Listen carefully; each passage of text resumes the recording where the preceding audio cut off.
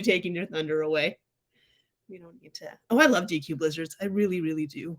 This is not a good day for health choices. We're talking about beaver tails. We're talking about blizzards. I have all sorts of work to do. Hello. All right. Hi. Hi and bye.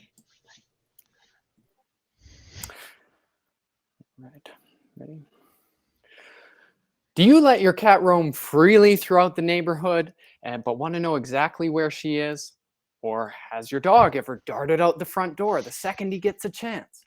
Or maybe you just want to know exactly where your kids are. Well, here comes Paw Patrol, the single-page open source app that pairs with open source Botletics and Arduino hardware for accurate GPS tracking of your pet and child. Hi, my name's Robbie, and before Lighthouse, I was an English teacher for kids aged 5 to 15. Hi, I'm Brent, and before Lighthouse, I was a cold pillager operator. Hi, my name is Matthieu, and before Lighthouse, I was working in customer service and sales. So the inspiration for this app came a few weeks ago when the wind opened the gate to my front yard, and my dog decided to go on a solo adventure all by herself. It took me about 9 hours to find that somebody had brought her to the local vet, and it would have been really nice to have had a GPS device on her collar. So now Brent is going to talk about how the app is designed to function. So Paw Patrol is designed to protect you and your pets. We accomplish that by allowing you to know where they are without others knowing, by using open source software so you know that your devices are only talking to each other. This also has the added benefit of allowing it to be self-hosted. You can say this app's targeted towards people with a healthy level of paranoia. So the client side of the app was built with React, React Router, and Leaflet for its map API. We also experimented using Vite as a build tool. And the server is built with Express, SQLize, and TypeScript. We also used Sendinblue to send emails to users. And the hardware was programmed using C++. And now I'll let Matt give a proper demo of the app. Thanks, Brent.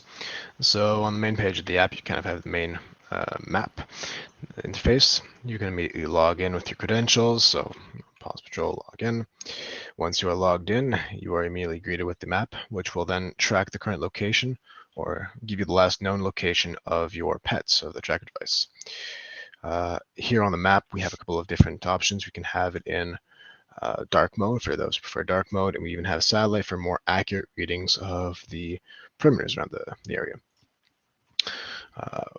You can also go to the devices page to add and remove devices. If you have a new pet you have or a new tracker you want to add, you can come in here, add it here, add the IMEI for the device, and if your pet has a microchip, you can add it here as well.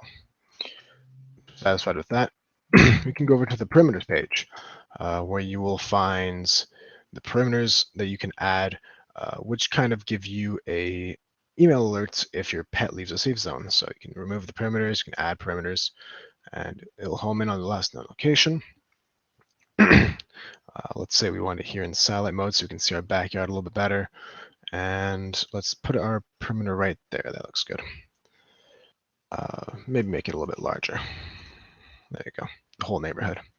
So if your pet leaves that area, you will receive an email alert, and now you have perimeter 20 that's been added. If you go into your account, you can do basic account modifications, so change your email. This whole time we have the map in the background, which is giving you a current feed of the location.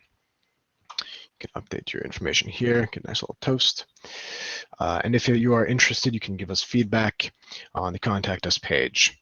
So you can say nice app, submit, and we receive your feedback. So give it a few moments, we'll receive an email from the Paw Patrol saying, hey, nice app.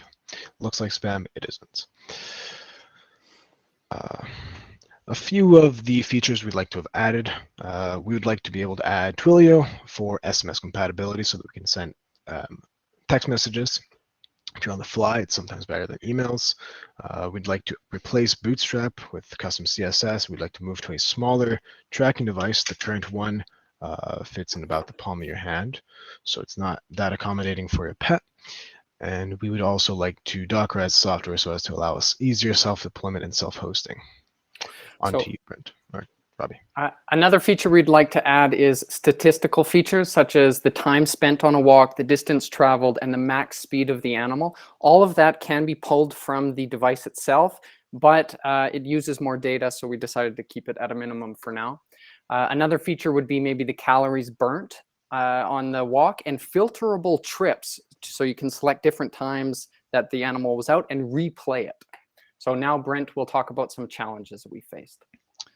Some of the challenges were using different languages. Like I said, we used TypeScript on the back end. We used Python to act as a simulated device while we were waiting for the hardware. The hardware itself was programmed with C++.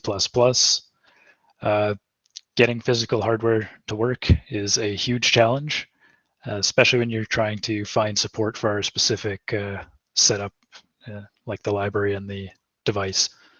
And now Robbie's going to share some final thoughts.